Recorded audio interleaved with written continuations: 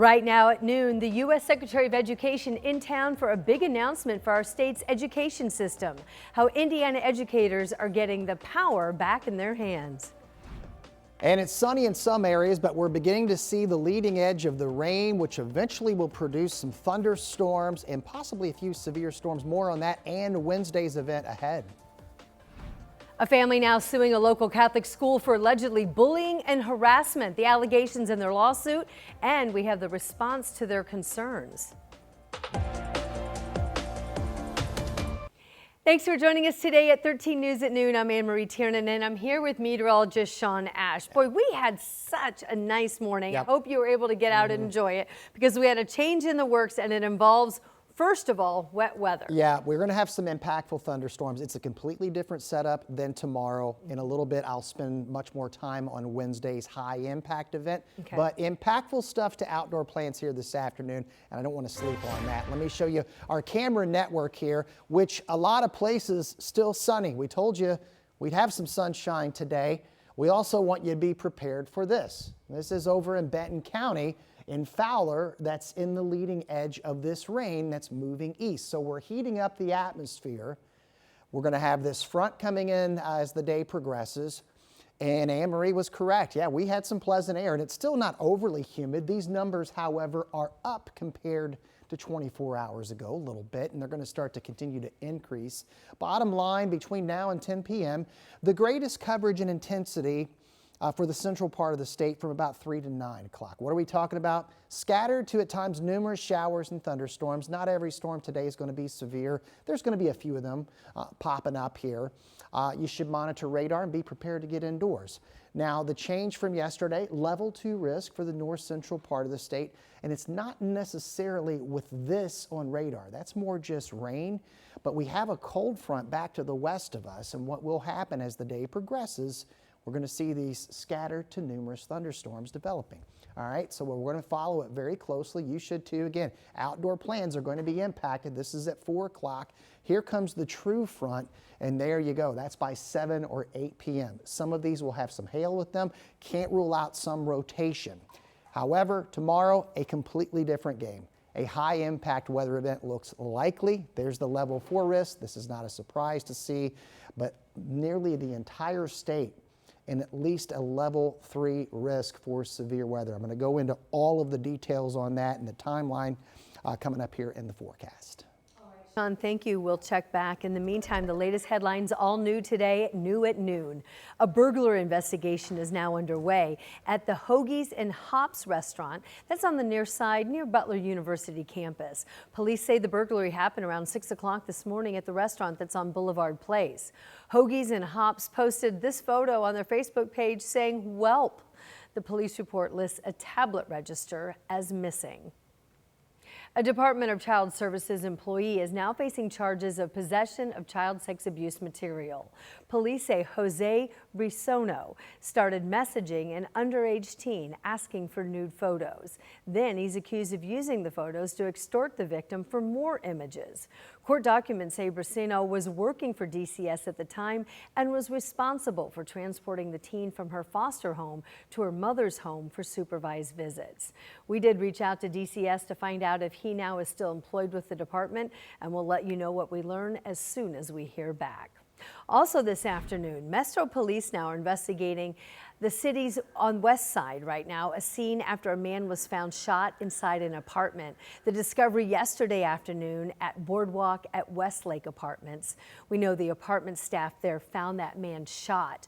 We're told he was pronounced dead at the scene. Investigators would sure love to hear from you if you know what happened, and you can call Crime Stoppers and remain anonymous. A woman is now sharing what she experienced during a shooting in downtown Indianapolis over the weekend. Her night out with friends turned into a scary emergency. That woman talked with us but asked us not to show her face or use her last name. She tells us this is what she saw. She was out with friends at 4:30 Sunday morning, not far from Monument Circle. She says gunfire rang out and she was hit in her foot. Another woman also hit in the gunfire, as well as nearby businesses hit too. People, they shot without a care. They didn't care about life. They didn't care how many people they could have killed or hurt, who's a mom, who's a dad. who's a son, who's a daughter. They didn't care. So far, police have yet to share any information about a potential arrest in the case. Also today, a Carmel Catholic school is being sued over what a family says are unaddressed allegations of bullying. Logan Gay takes us through the details of the lawsuit they just filed. A Central Indiana family says their son endured months of bullying at a Catholic school, and when they raised concerns, they were told it was just boys being boys and joking around. Now they're suing the Roman Catholic Diocese of Lafayette in Indiana and school leaders, alleging negligence. According to the lawsuit, the bullying started during the student's 7th grade year at Our Lady of Mount Carmel Catholic School. And the lawsuit says classmates repeatedly mocked him and called him names. The family says things only got worse in 8th grade. The lawsuit alleges the harassment became sexual in nature, with students making degrading comments and threats. And what makes it worse is it's a private school that has religious upbringing built in for kids on kindness and acting like Jesus would. And what we were seeing here was just endless bullying, which culminated in this young man having his genitals exposed to everyone, and the school really not acting like they should to put a stop to this. According to the lawsuit, the boy was later diagnosed with anxiety and severe symptoms of post-traumatic stress disorder. He eventually switched to virtual learning.